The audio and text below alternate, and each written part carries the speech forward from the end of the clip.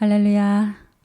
오늘도 말씀과 함께 시작하는 복된 하루 될 수 있기를 소망하면서 잠언 24장 뒷부분 말씀 함께 나누겠습니다. 24장 23절부터 34절까지의 말씀입니다. 함께 읽겠습니다. 이것도 지혜로운 자들의 말씀이라. 재판할 때에 낯을 보아주는 것이 옳지 못하니라. 악인에게 내가 옳다 하는 자는 백성에게 저주를 받을 것이요 국민에게 미움을 받으려니와 오직 그를 견책하는 자는 기쁨을 얻을 것이요 또 좋은 복을 받으리라. 적당한 말로 대답함은 입맞춤과 같으리라.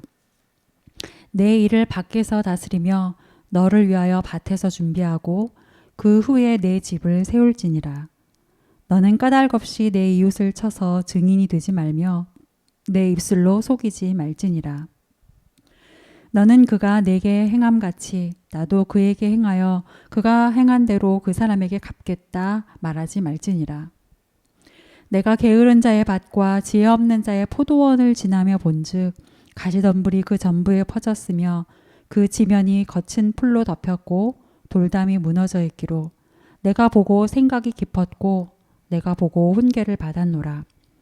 내가 좀 더 자자 좀 더 졸자 손을 모으고 좀 더 누워있자 하니 내 빈궁이 강도같이 오며 내 군핍이 군사같이 이르리라. 오늘 우리에게 주시는 하나님의 말씀입니다. 어제 우리가 나눈 24장 앞부분까지의 말씀, 지혜자들이 전하는 교훈 30까지였죠. 오늘 우리가 나누는 24장 23절부터 30절까지의 말씀은 앞에 우리에게 주었던 30가지의 교훈에 더 이제 추가된 교훈이라고 할 수 있습니다. 일단 어제 우리가 나누었던 말씀을 좀 다시 한번 더듬어 보면 악인의 형통함에 대해서 우리가 가져야 하는 마음의 자세, 우리의 삶의 태도 몇 가지를 어제 우리가 나누었습니다. 첫째는 악인의 형통함을 부러워하지 말아야 한다. 그리고 두 번째는 악인의 결국은 드러날 것이고 또 그 거짓과 위선이 드러날 것이기 때문에 그것을 기억하라는 것. 그렇기 때문에 그것들로 인해 분낼 것도 없고 부러워할 필요도 없다.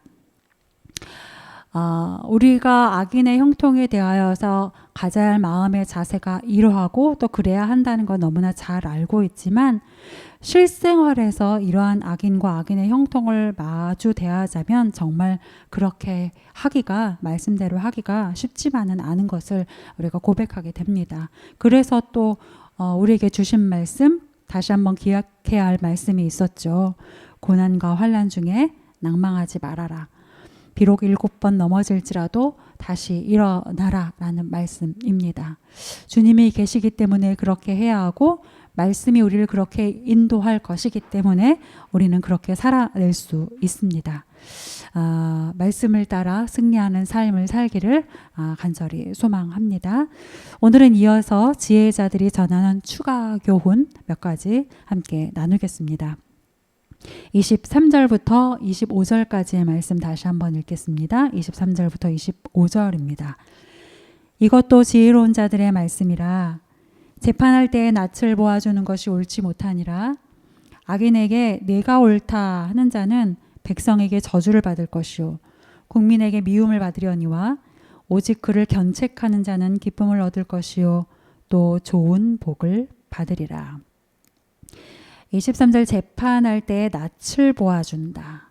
여러분 판결을 할 때는 판결의 권한을 가지고 있는 사람이 재판을 받으러 온 사람에게 공정하지 않은 경우들이 있잖아요. 지금 이 앞부분은 그걸 얘기하는 거죠. 판결의 권한을 가지고 있는 사람이 재판을 하는데 그렇게 재판받으러 온 사람에게 공정하지가 않은 상황. 여러분 고대 사회에서 재판장이라는 것은 매우 큰 권한을 가지고 있죠. 그리고 권한에는 항상 힘이 붙어 있게 마련이고 이 부여받은 힘을 사용하는 사람은 그것이 가져오는 결과에 대한 책임을 또한 져야 합니다.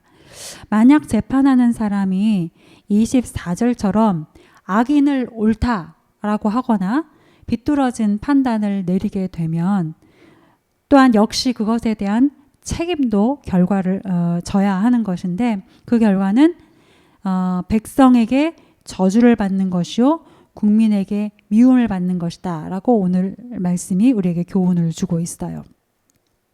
자, 재판을 하는 사람이 비뚤어진 판결을 하게 되면 무엇보다도 그것에 대한 책임의 결과로 백성에게 저주를 받고 국민에게 미움을 받는다.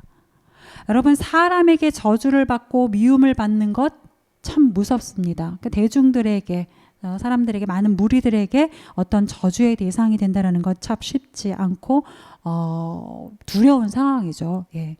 그런데 보세요. 만약에 이러한 문제들로 인하여서 그 비뚤어진 판결들로 인하여서 백성들이 탄식을 하고 하나님께 간구하게 된다면, 국민들이 누군가에 대한 고통을 온 마음을 다해 호소하게 된다면 하나님이 그것을 들으시지 않으시겠습니까? 하나님은 백성의 간구와 탄식을, 특별히 연약한 자들의, 가난한 자들의 간구와 탄식을 들으시는 분이시잖아요. 그러니까 하나님은 들으시죠. 그러니까 나에게 부여된 권한과 힘을 남용해서 비뚤어진 판결을 가져오는 것은 1차적으로는 사람을 괴롭게 하는 것이지만 결론적으로는 백성의 간구를 들으시는 하나님 앞에 서야 되는 문제인 거예요. 따라서 권한을 부여받은 사람은 그 권한과 힘을 굽어지게 하는 데에 쓰는 것이 아니라 25절처럼, 25절의 말씀처럼 오히려 악한 자를 견책하는데, 약한 자가 아니고 악한 자를 견책하는데, 그러니까 악한 자를 악하다라고 가르치고 그들을 고치는데, 질책하는데 써야 하는 것이어야 되죠. 그리고 자신이 부여받은 그 힘과 권한을 자신의 백성과 국민들이 복을 누릴 수 있도록 하는데 사용해야 하는 것이죠. 저와 여러분 모두가 우리에게 주어진 권한과 힘을 그렇게 사용할 수 있기를 바랍니다. 우리 모두는 사실 크건 작건 간에 권한을 가지고 있습니다. 그리고 그 권한에 따라오는 힘을 또한 부여받았어요. 누군가는 직급, 어떤 위치가 주는 권한을 가지고 있고, 또 누군가는 그가 가지고 있는 소유한 재물이나 능력으로부터, 탤런트로부터 비롯된 힘을 또한 가지고 있습니다. 심지어는 저는 부모라는 권한도 있고요. 많은 여러분들이, 부모된 분들이 부모라는 권한도 가지고 있고요. 무엇보다도 우리는 인간이라는 권한 또한 가지고 있습니다. 누구 하나 빠짐없이 우리는 다 인간이라는 힘을 가지고 있죠. 잘 살펴보면 우리는 하나님께로부터 참 많은 권한을 부여받았습니다. 참 많은 힘을 부여받았어요. 오늘 그 권한과 힘 잘 사용하실 수 있기를 바랍니다. 힘이 없다 말씀하시지 마시고 이미 우리가 가지고 있는, 어쩌면 너무나 자연스럽게 쓰고 있어서 가지고 있다는 것조차 느끼지 못하고 있는 그 권한과 힘을 여러분 잘 사용하실 수 있기를 바랍니다. 그래서 26절의 말씀을 보면 이것과 또 연결한 우리에게 교훈을 주는데, 적당한 말로 대답함은 입맞춤과 같으니라. 여기서 적당한 말이라는 건 이제 영어로 보면은 an honest answer라고 돼 있죠. 정직한 말, 올바른 대답. 적당한 말은 대충 하는 그냥 말이 아니라 적절한 말, 올바른 말을 말합니다. 올바른 대답을 말해요. 그리고 이어지는 입맞춤.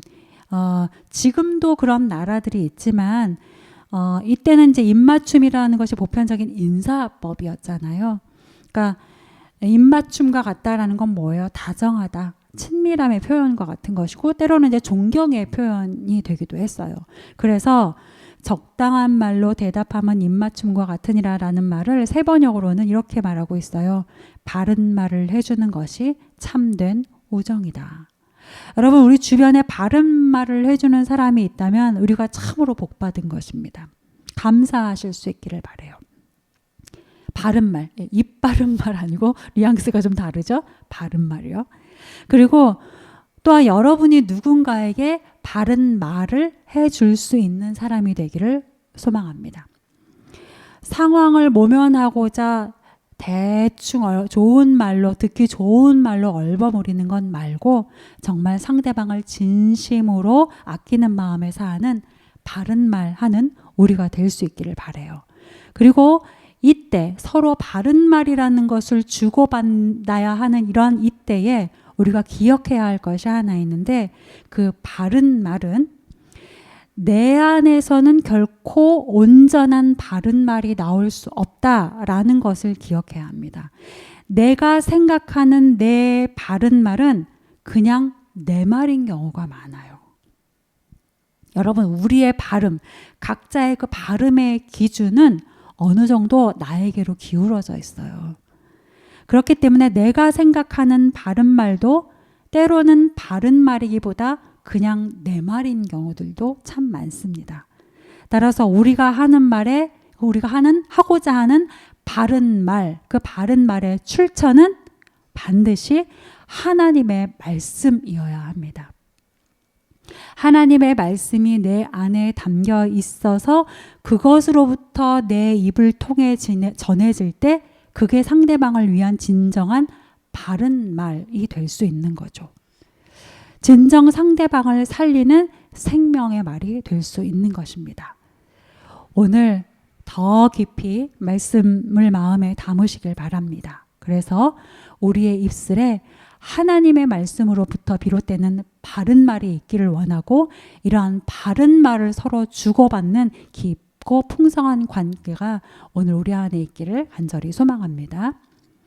이어지는 27절은 언뜻 읽으면 무슨 말인지 잘 모르겠는 말씀이에요. 자, 27절 말씀 함께 보실게요. 내 일을 밖에서 다스리며 너를 위하여 밭에서 준비하고 그 후에 내 집을 세울지니라. 세 번역이 이렇게 표현하고 있어요.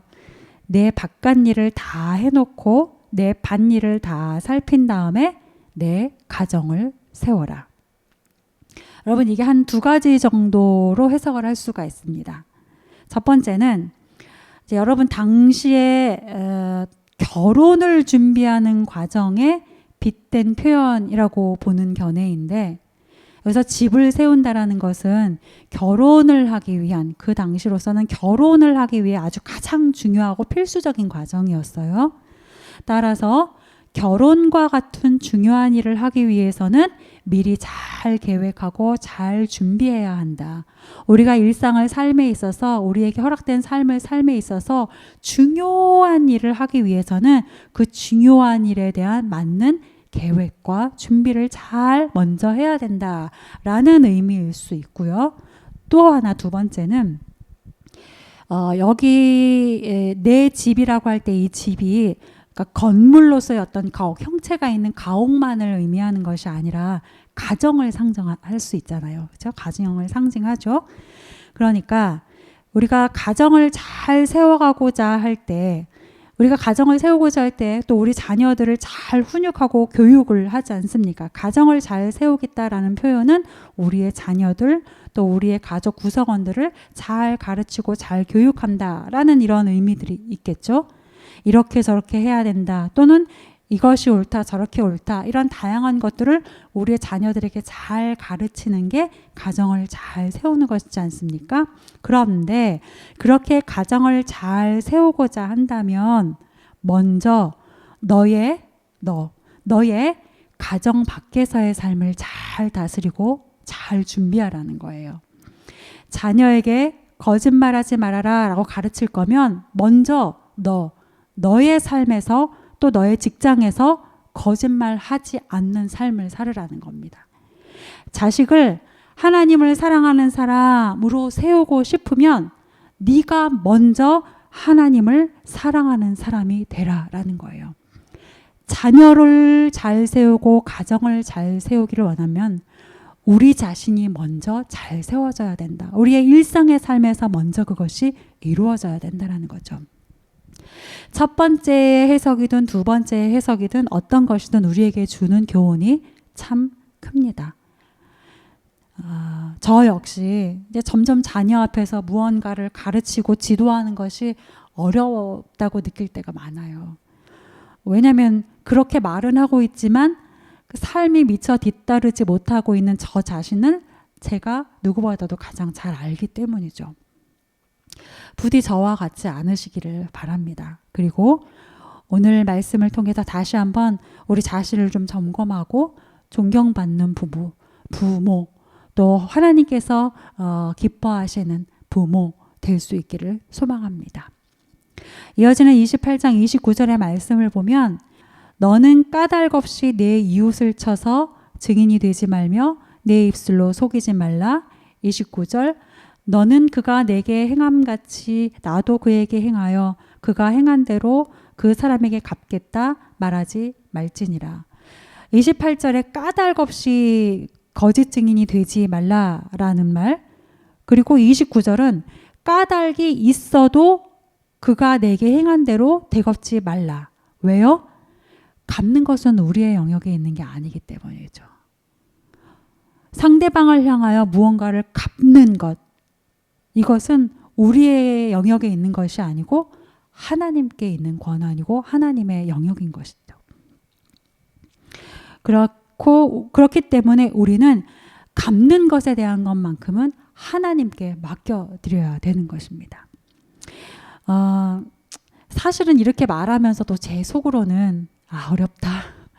그렇게 하기 참 어렵다 싶어요.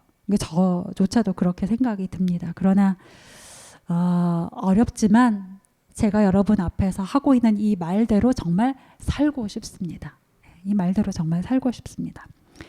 여러분께 나눈 대로 살고 싶습니다. 우리 모두가 그렇게 말한 대로 또 우리의 자녀들에게 가르치는 대로 사는 인생 되기를 소망하면서 성령님을 그 어느 때보다도 더 깊이 의지하는 오늘 하루가 될 수 있기를 축복합니다. 마지막으로 30절부터 34절 말씀 한번 다시 읽겠습니다. 30절부터 34절입니다. 내가 게으른 자의 밭과 지혜 없는 자의 포도원을 지나며 본즉 가시덤불이 그 전부에 퍼졌으며 그 지면이 거친 풀로 덮였고 돌담이 무너져 있기로 내가 보고 생각이 깊었고 내가 보고 훈계를 받았노라. 네가 좀 더 자자 좀 더 졸자 손을 모으고 좀 더 누워있자 하니 내 빈궁이 강도같이 오며 내 곤핍이 군사같이 이르리라. 자, 30절에서 이제 지혜자가 보았어요. 게으른 자의 밭, 지혜 없는 자의 포도원을 지금 보았어요. 자세히 살펴본 거죠. 보았더니 그 밭의 상태가 31절 가시덤불이 그 전부에 퍼져 있고 그 지면이 거친 풀로 덮여 있고 돌담이 무너져 있는 거예요. 가시덤불, 여러분 복음서에서 주님이 주신 비유 기억하시죠? 가시덤불은 이제 세상의 걱정과 유혹 때문에 씨가 자라지 못하게 하는 그런 상황 아닙니까? 또 이어지는 지면이 거친 풀로 덮였다라는 것은 지면, 즉 땅, 밭은 사람의 마음을 의미하죠. 그러니까 마음밭이 매우 거친 거예요. 매우 메말라 있는 상태인 거죠. 마음밭이 메마르고 거친 상태가 되었다라는 거예요. 그리고 돌담이 무너졌다. 여러분 돌담을 왜 두르나요? 보호하기 위해서 담을 두르고 혹은 경계를 구분하기 위해서, 경계를 정하기 위해서 돌담을 두르죠. 그런데 돌담이 무너졌대요. 그건 뭡니까? 삶의 영역이 무너져 있는 거예요. 뭐 하나 제대로 된 경계가 지금 없는 겁니다. 해야 할 것, 하지 말아야 할 것, 옳은 것, 나쁜 것 등등. 그러니까 뭐랄까 사고의 경계 이런 것들이 다 무너져 있는 상태라는 거죠. 그러니까 지혜자가 게으른 자와 지혜 없는 자의 그 밭, 즉 마음을 보았더니, 삶을 보았더니 그 삶이 지금 이러했다라는 겁니다. 자, 보통은 이런 사람들을 보면, 게으른 자의, 지혜 없는 자의 이러한 삶의 모습들을 보면 어떨까요? 보통 우리는 어떻게 하나요?